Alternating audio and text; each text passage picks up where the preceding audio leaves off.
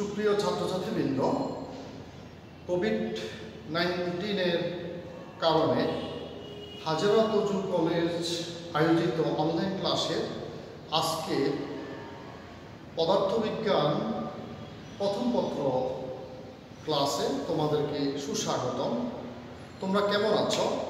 আশা করি ভালো আছো।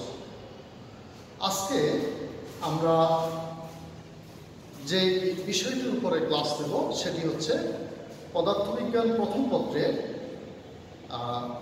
ভেক্টর চ্যাপ্টারটি। ভেক্টর পদার্থবিজ্ঞানের অত্যন্ত গুরুত্বপূর্ণ একটা বিষয়। এটা এই ভেক্টরের সাহায্যে পদার্থবিজ্ঞানের অনেক জটিল বিষয় অত্যন্ত সহজভাবে ব্যাখ্যা করা যায়। এই জন্য পদার্থবিজ্ঞানে ভেক্টরের গুরুত্ব অপরিসীম।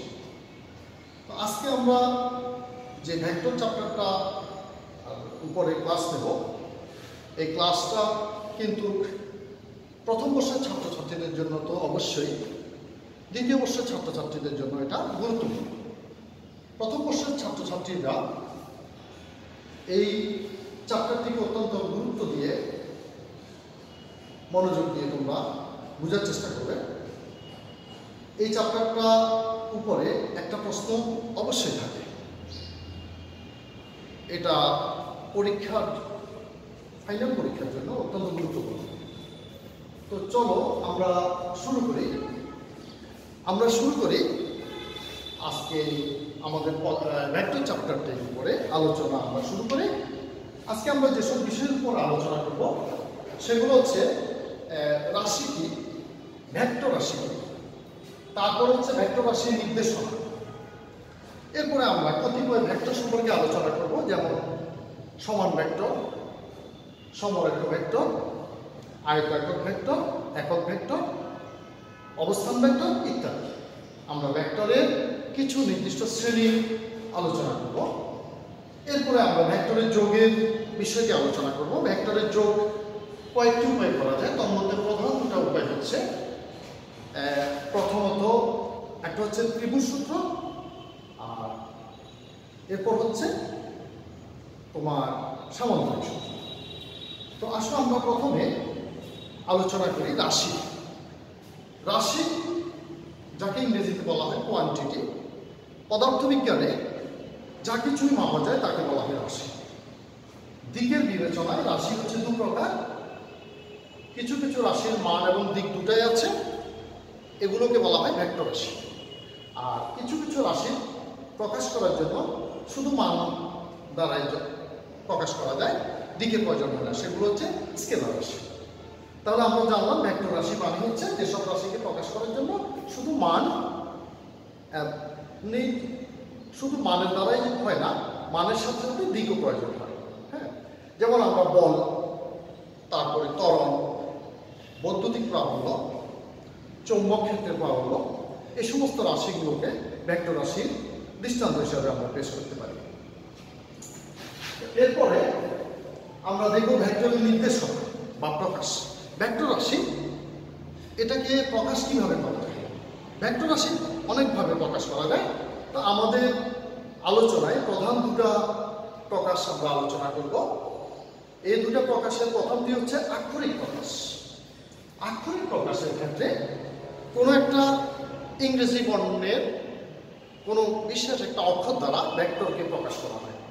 যেমন যদি এ ভেক্টর একটি ভেক্টর, এখানে এ ভেক্টর, এটা হচ্ছে আক্ষরিক প্রকাশ। এক্ষেত্রে মান প্রকাশ করা হয়, ভেক্টর রাশিটা লিখে তার দুপাশে দুটো সমান্তরাল রেখা দিলে ভেক্টর রাশিটার মান হয়, অথবা তীর চিহ্ন এবং সমান্তরাল রেখা দুটাই বাদ দিয়ে কেবলমাত্র হালকাভাবে ভেক্টর রাশির প্রতীকটাকে লিখলে মান প্রকাশ হয়। আর দিক প্রকাশ হয় তীর চিহ্ন দ্বারা দিক প্রকাশ হয়। তাহলে আমরা দেখলাম আক্ষরিক প্রকাশের ক্ষেত্রে ভেক্টরের নাম অনুযায়ী একটা ইংরেজি বর্ণমালার একটা অক্ষর নেওয়া হয় এবং দিক প্রকাশের জন্য তার উপর একটা তীর চিহ্ন দেওয়া হয়। এরপর আসলে জ্যামিতিক প্রকাশ। দ্বিতীয় পদ্ধতিটা হচ্ছে জ্যামিতিক প্রকাশ। জ্যামিতিক প্রকাশের মধ্যে আমরা কিভাবে করি? জ্যামিতিক প্রকাশের ক্ষেত্রে একটা তীরচিহ্নিত সরলরেখা, অর্থাৎ যেটাকে আমরা বলি ইংরেজিতে বলা হয় ডাইরেক্টেড লাইন সেগমেন্ট। তীরচিহ্নিত একটা সরলরেখা, অর্থাৎ একটা সরলরেখার কিছু অংশ নিয়ে এক প্রান্তে তীরচিহ্নিত করে দিলে সেটি হয় জ্যামিতিক প্রকাশ। যেমন এবি একটা ভেক্টর, এবি একটা ভেক্টর। হ্যাঁ, এটাকে আমরা লিখতে পারি এবি ভেক্টর। এর মান বোঝানোর জন্য এবি দৈর্ঘ্যটা নেওয়া হয়। এই তীরচিহ্নিত এবি সরলরেখার দৈর্ঘ্যটা, এবি দৈর্ঘ্যটা হচ্ছে যে মান। হ্যাঁ, এটাকে আমরা এইভাবে লিখতে পারি, আর তীরচিহ্ন দিয়ে এখানে দিক প্রকাশ করা। এবার আসো আমরা কতিপয় ভেক্টর সম্পর্কে আলোচনা করি। কতিপয় ভেক্টরের সংজ্ঞা। প্রথমত আমরা দেখব সমান ভেক্টর। সমান ভেক্টর হচ্ছে যেমন এ এবং বি দুটি ভেক্টরকে সমান ভেক্টর বলা হয়। অর্থাৎ A vector equal to B vector লেখা হয় যখন ভেক্টর দুটো সমজাতীয় হয়, অর্থাৎ একজাতীয়, তাদের মান বা দৈর্ঘ্য সমান হয়। হ্যাঁ, এবং তাদের দিকও একই হয়। আমরা এটাকে সহজে বুঝতে পারি এইভাবে, যেহেতু দুটা ভেক্টর সমান হবে সুতরাং সব দিক দিয়ে সমান হতে হবে। তারা একই জাতীয় বা সমজাতীয় হবে, জাত একই, তারপরে তাদের মান বা দৈর্ঘ্য একই, তারপরে তাদের দিকও একই। সুতরাং সবকিছু একই হওয়ার কারণে ভেক্টর দুটো সমান ভেক্টর হবে। এক্ষেত্রে আমরা মনে রাখতে হবে যে বল এবং ত্বরণ দুটাই ভেক্টর। বলের সাথে একটা বল ভেক্টরের সাথে ত্বরণ ভেক্টর কখনো সমান হবে না। কেন? বল ভেক্টর এক জাতীয়, ত্বরণ ভেক্টর আরেক জাতীয়। একটা বল ভেক্টরের সাথে একটা বল ভেক্টর সমান হবে, একটা ত্বরণ ভেক্টরের সাথে একটা ত্বরণ ভেক্টরের সমান হবে। কখনো একটা বল ভেক্টর একটা ত্বরণ ভেক্টরের সমান হবে না যদি তাদের মান কিংবা দিক একই হয়, তাহলেও হবে না। কেন? তাদের জাত ভিন্ন। সুতরাং আমরা দেখতে পেলাম যে দুটা ভেক্টর সমান হতে হলে বা সমান ভেক্টর হতে হলে তাদের সমজাতীয় হতে হয়, মান সমান হতে হয়, দিক একই। এরপরে আসো সদৃশ্য ভেক্টর। এটার আরেক নাম হচ্ছে সমান্তরাল ভেক্টর। দুটা ভেক্টরকে সদৃশ্য ভেক্টর বলা হয় যখন তারা এক জাতীয় হয় বা সমজাতীয়, তাদের মান একই হোক ভিন্ন হোক কিন্তু তাদের দিক একই হয়। অর্থাৎ দুটি ভেক্টর সমজাতীয় দিক একই হলে তাদেরকে বলা হয় সদৃশ্য ভেক্টর। সেক্ষেত্রে তাদের মান এক হোক বা ভিন্ন হোক সেটা কোনো ব্যাপার না। এরপরে আমরা দেখব সমরেখ ভেক্টর। সমরেখ ভেক্টর হচ্ছে সমজাতীয় দুটি ভেক্টরের ক্রিয়ারেখা বা ধারক রেখা যদি একই সরলরেখা হয়, তাদের দিক যদি একই সরলরেখার উপরে তোমার থাকে কিংবা তাদের দিক পরস্পর সমান্তরাল হলেও চলবে। পরস্পর সমান্তরাল হলেও তাদেরকে আমরা সমরেখ ভেক্টর বলতে পারবো। অর্থাৎ দুটি ভেক্টর সমজাতীয় কিন্তু তাদের ক্রিয়ারেখা একই বা পরস্পর সমান্তরাল হলেই তাদেরকে বলা হয় সমান্তরাল। তারপরে আসছে আমাদের বিপ্রতীক ভেক্টর। বিপ্রতীক ভেক্টর হচ্ছে কি, দুটি ভেক্টর সমজাতীয় কিন্তু একটির মান অপরটির বিপরীত যদি হয় তাহলে তাদেরকে বলা হবে বিপ্রতীক ভেক্টর। সমজাতীয় কিন্তু মানগুলো হচ্ছে একটা অপরটার বিপরীত, তাহলে তাদেরকে সব বিপ্রতীক ভেক্টর বলা হয়। সঠিক ভেক্টর। সঠিক ভেক্টর হচ্ছে যে ভেক্টরের মান শূন্য হয়। অশূন্য মান বিশিষ্ট যে কোনো ভেক্টরকে বলা হয় সঠিক ভেক্টর। সঠিক ভেক্টরের বিপরীত হচ্ছে শূন্য ভেক্টর বা নাল ভেক্টর। যে ভেক্টরের মান শূন্য তাকে বলা হয় নাল ভেক্টর বা শূন্য ভেক্টর। হ্যাঁ, এটাকে আমরা জিরো দিয়ে প্রকাশ করতে পারি। জিরো ক্যাপ হচ্ছে নাল ভেক্টরের প্রতীক। তারপরে আসো একক ভেক্টর। একক ভেক্টর হচ্ছে যে ভেক্টরের মান এক তাকে বলা হয় একক ভেক্টর। যেমন এ ভেক্টর যে কোনো একটি ভেক্টর হলে এই ভেক্টরকে যদি আমরা এর মান দিয়ে ভাগ দিই তাহলে এক মান বিশিষ্ট একটা ভেক্টর বের হয়। এই ভেক্টরটাকে বলা হয় ওই এই ভেক্টরের দিকে একটা একক ভেক্টর। মনে রাখবে একক ভেক্টরের মান এক কিন্তু একক ভেক্টরের দিক আর যেই ভেক্টর থেকে একক ভেক্টর নেওয়া হয়েছে সেই ভেক্টরের দিক একই। কোন ভেক্টর ভেক্টরের দিক এবং সেই ভেক্টরের দিক বরাবর একই ভেক্টরের দিক একই। এরপরে আসো আয়ত একক ভেক্টর। আয়ত একক ভেক্টর হচ্ছে আয়ত একক ভেক্টর।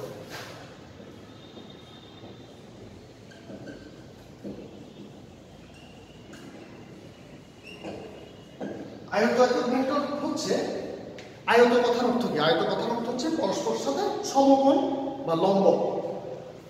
তো দ্বিমাত্রিক বা ত্রিমাত্রিক স্থানাঙ্ক ব্যবস্থায় যে তিনটা অক্ষ থাকে, এক্স অক্ষ, ওয়াই অক্ষ, জেড অক্ষ, এই অক্ষগুলো পরস্পরের সাথে লম্ব। এই অক্ষগুলোর দিকে আমরা যদি একক ভেক্টর বিবেচনা করি সেগুলোকে বলা হয় আয়ত একক ভেক্টর। এক্স ওয়াই জেড অক্ষের দিকে আয়ত একক ভেক্টরগুলোকে যথাক্রমে I cap, J cap, K cap দিয়ে প্রকাশ করা হয়। এরপর আসে অবস্থান ভেক্টর। অবস্থান ভেক্টর একটা বিশেষ ভেক্টর, এটার মাধ্যমে কোনো বিন্দু বা বস্তু কণার অবস্থান প্রকাশ করা হয়। যেমন আমি বাসা থেকে এসেছি আজকে এখানে ক্লাস নেওয়ার জন্য। তো আমার বাসাকে যদি আমি আদিবিন্দু বা মূলবিন্দু ধরে আমার অবস্থানের দিকে তীর চিহ্নিত করে দিই এবং বাসা থেকে আমার অবস্থান পর্যন্ত দৈর্ঘ্য বা মান নিয়ে একটা ভেক্টর কল্পনা করি, তাহলে এই ভেক্টরের ঠিক প্রান্তবিন্দু তীর চিহ্ন যেখানে শেষ হবে সেটাকে বলা হয় প্রান্তবিন্দু। তাহলে এই ভেক্টরের প্রান্তে আমার অবস্থানটা পাওয়া যাবে। সুতরাং এই ভেক্টরটা দিয়ে আমার অবস্থান চিহ্নিত করা গেল। এটাকে আমরা বলব আমার অবস্থান চিহ্নিতকারী ভেক্টর বা অবস্থান ভেক্টর। একইভাবে আমরা বিশেষ একটা বিন্দুকে আদিবিন্দু হিসেবে নিই।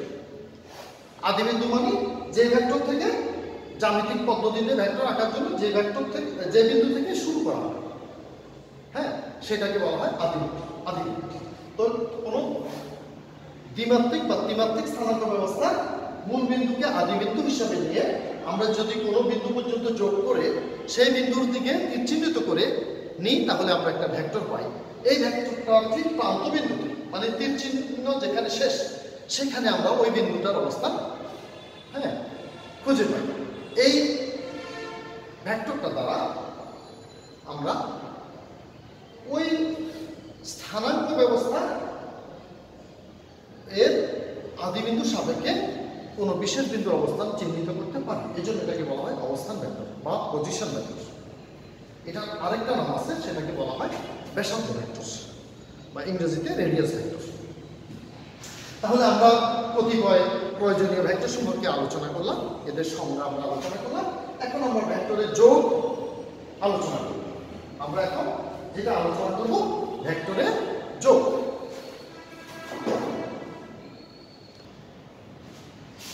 এবার দেখো, আমরা এখন ভেক্টরের যোগ নিয়ে আলোচনা করব। তো ভেক্টরের যোগের মধ্যে প্রধান দুটো নিয়ম হচ্ছে, প্রথমত ত্রিভুজ সূত্র, এরপরে সামান্তরিক সূত্র। ত্রিভুজ সূত্রের মাধ্যমে দুটি ভেক্টরকে যোগ করতে হলে ভেক্টর দুটাকে কিরকম হতে হবে, সেক্ষেত্রে আমাদেরকে, যেমন মনে করো এ ভেক্টর এবং বি ভেক্টর, দুটো ভেক্টর আছে, এদেরকে যোগ করবো। এক্ষেত্রে আমাদের করতে হবে প্রথম ভেক্টর এ এর প্রান্তবিন্দুতে দ্বিতীয় ভেক্টর বি এর আদিবিন্দু স্থাপন করতে হবে। যেমন আমরা প্রথম ভেক্টর এ এর প্রান্তবিন্দুতে দ্বিতীয় ভেক্টর বি এর আদিবিন্দু স্থাপন করব। যদি দুটো ভেক্টর ভিন্ন জায়গায় থাকে তাহলে আমরা দ্বিতীয় ভেক্টরটাকে প্রথম ভেক্টরের অবস্থানটা চিহ্নিত করে বা একে প্রথম ভেক্টর প্রান্তবিন্দুতে দ্বিতীয় ভেক্টরটাকে দিক সমান্তরাল রেখে আমরা ট্রান্সফার করে আনতে পারি। যেমন আমরা এখানে বি ভেক্টরটা এখানে আছে, তো এই ভেক্টরটাকে আমরা একে এই ভেক্টরের প্রান্তবিন্দুতে বি ভেক্টরের আদিবিন্দুকে আমরা স্থাপন করব। এখন তাহলে এই প্রথম দুটো ভেক্টর কিভাবে হলো, এই অবস্থায় এদেরকে বলা হয় একই ক্রমে।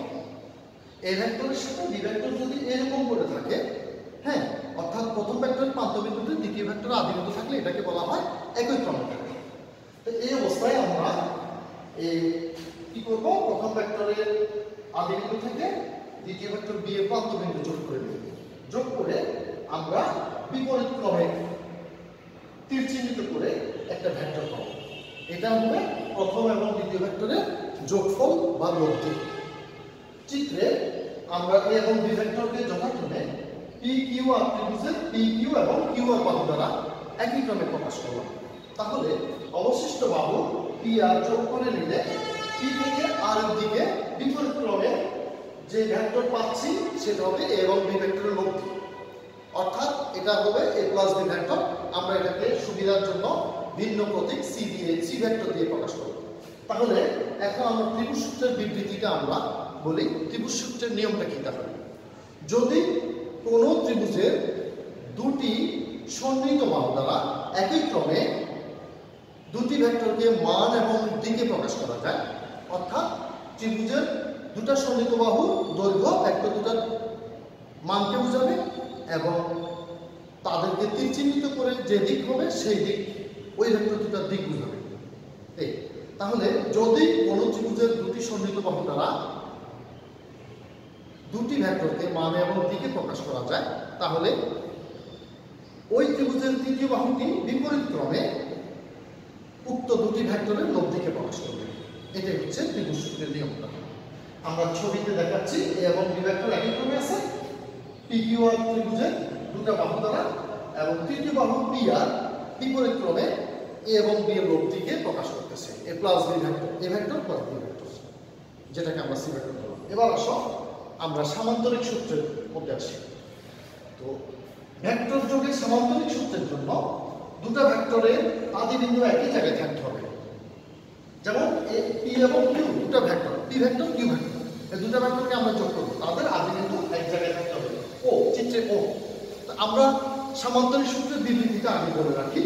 সামান্তরিক সূত্রের বিবৃতি হচ্ছে, যদি কোনো সামান্তরিকের কোনো কৌণিক বিন্দুতে একই সময়ে ক্রিয়াশীল দুটি ভেক্টরকে মানে এবং দিকে প্রকাশ করা যায়, যদি কোনো সামান্তরিকের কোনো কৌণিক বিন্দু থেকে অঙ্কিত সন্নিহিত বাহু দুটি দ্বারা কোনো কণার উপর ক্রিয়াশীল একই সময় ক্রিয়াশীল দুটি ভেক্টরকে মানে এবং দিকে প্রকাশ করা যায়, তাহলে ওই সামান্তরিকের উক্ত কৌণিক বিন্দু থেকে অঙ্কিত কর্ণ দ্বারা ওই দুটি ভেক্টরের লব্ধিকে মানে এবং দিকে প্রকাশ করা যায়।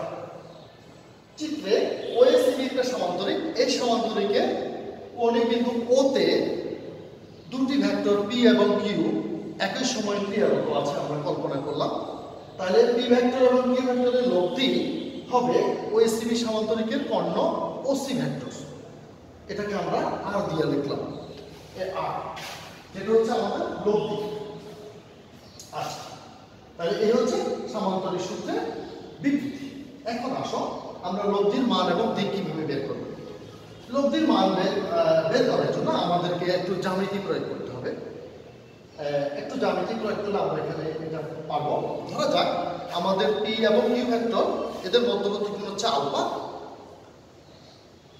এবং ওসি ভেক্টর যেটা লব্ধি, সামান্তরিক সূত্র অনুযায়ী লব্ধিকে আমরা আর ভেক্টর হিসাবে প্রকাশ করলাম। তাহলে এখন সি বিন্দু থেকে ও এর বর্ধিত রেখার উপরে আমরা সিডি লম্ব টানব। তাহলে আমাদের ওসিডি সমকোণী, ওসিডি হচ্ছে একটা সমকোণী ত্রিভুজ। এই ত্রিভুজের মধ্যে আমরা যদি পিথাগোরাসের সূত্র প্রয়োগ করি, তাহলে আমরা পাচ্ছি OC square equal to OD square plus CD square. তো ওডি কে আমরা লিখতে পারি ওএ প্লাস এডি। এরপরে আমরা এটাকে ভেঙে নিলে পাচ্ছি OA square plus AC square plus 2 into OA into CD. এখন সিএডি কোণটা এওবি কোণের সমান, অনুরূপ কোণ হিসাবে সমান। তাহলে এওবি কোণটা যদি আলফা হয়, সিএডি কোণটা আলফা। তাহলে আমরা সিএডি সমকোণী ত্রিভুজ থেকে পাচ্ছি cos আলফা এবং sin আলফার ভ্যালুগুলো আমরা এভাবে পাচ্ছি এডি বাই এসি এবং সিডি বাই এসি। এখান থেকে আমরা এডি এর মানটা পাচ্ছি, এসি cos আলফা, এবং আমরা সিডি এর মানটা পাচ্ছি। এখন একটা কথা হচ্ছে, ওবি ভেক্টরটা এবং এসি ভেক্টরটা সমান ধরা যাবে। কেন? ওবি এবং এসি সামান্তরিকের বিপরীত বাহু, সেই হিসাবে তারা পরস্পর সমান্তরাল, সুতরাং এদের দিক একই ধরা যাবে। তো সেই হিসাবে ওবি দৈর্ঘ্যটা যদি কিউ ভেক্টরের মান হয়, এসি দৈর্ঘ্যটা কিউ ভেক্টরের মান হবে। তাহলে আমরা এসি ইকুয়াল টু কিউ লিখতে পারি। তো সেই হিসাবে আমরা এডি কে লিখতে পারতেছি কত? কিউ cos আলফা, আর সিডি কে লিখতে পারতেছি কিউ sin আলফা। এই মানগুলো আমরা যদি এখানে বসাই দিই, এই যে OC square equal to OA square AC square plus 2 into OA into CD, এখানে আমরা বসাইলে আমরা পাচ্ছি R square equal to P square plus Q square plus 2p cos alpha. That means R equal to root over of P square plus Q square plus 2p cos alpha. এখানে ওসিটা হচ্ছে লব্ধি, OC value হচ্ছে লব্ধির মান, লব্ধি vector হচ্ছে আর ভেক্টরের মান হবে আর, সুতরাং ওসি ইকুয়াল টু। তাহলে আমরা সামান্তরিক সূত্র অনুযায়ী লব্ধির মান পেয়ে গেলাম। এবার আমাদের বাকি আছে লব্ধির দিক। এই যে ওসি লব্ধি ভেক্টরটা সেটা কোন দিকে ক্রিয়া করবে সেটা দিক চিহ্নিত করার জন্য আমরা কি করলাম, নিচের ভেক্টরটা ভূমির সাথে সমান্তরাল, সুতরাং নিচের ভেক্টরের সাথে যদি আমি কোণটা জানতে পারি তাহলে লব্ধির দিক চিহ্নিত করা আমার জন্য সহজ হবে। তো পি ভেক্টরের সাথে লব্ধি ভেক্টর আর এর কোণ যদি থিটা দেওয়া হয়, আমরা tan থিটা ইকুয়াল টু লিখতে পারি লম্ব বাই ভূমি সিডি বাই ওডি। তো সিডি বাই ওডি কে আমরা লিখতে পারি ওএ প্লাস এডি। মান বসিয়ে দিলে আমরা পাচ্ছি tan theta equal to Q sin alpha divided by P plus Q cos alpha. That means theta equal to tan inverse of Q sin alpha divided by P plus Q cos alpha. অতএব theta কোণের মানটা জানলে, যেহেতু theta কোণটা হচ্ছে নিচের দিকের P ভেক্টরের সাথে অন্তর্ভুক্ত কোণ, এই পি ভেক্টর যেহেতু ভূমির সব দিক বরাবর আছে আর ভূমির দিকটা একটা ফিক্সড দিক, ফিক্সড ডিরেকশন, সেই জন্য আমরা লব্ধির দিকটাকে সহজে চিহ্নিত নিতে পারি। তাহলে আমরা সামান্তরিক সূত্র বিবৃতি জানলাম, সামান্তরিক সূত্র অনুযায়ী লব্ধির মান এবং দিকের রাশি মারাত্মক জানলাম। সুপ্রিয় ছাত্রছাত্রীবৃন্দ, এই সামান্তরিক সূত্রের বিষয়টা তোমাদের জন্য খুবই গুরুত্বপূর্ণ। এটার উপরে অনেক গাণিতিক সমস্যা তোমাদের জন্য খুবই দরকার হবে। হ্যাঁ, এটাকে আমরা বিভিন্ন জায়গায় ব্যবহার করতে পারবো, এইখানে সূত্রগুলো আমাদের কাজে আসবে। তো আশা করি তোমরা বুঝতে পেরেছো আজকের বিষয়গুলো। তোমরা যদি আরেকটু বই দেখো, বইতে এগুলো একটু দেখো, তাহলে আমি মনে করি আশা করি এগুলো তোমাদের কাছে ক্লিয়ার হয়ে যাবে। তাহলে আমাদের আজকের জন্য অনলাইন ক্লাস এখানে সমাপ্ত।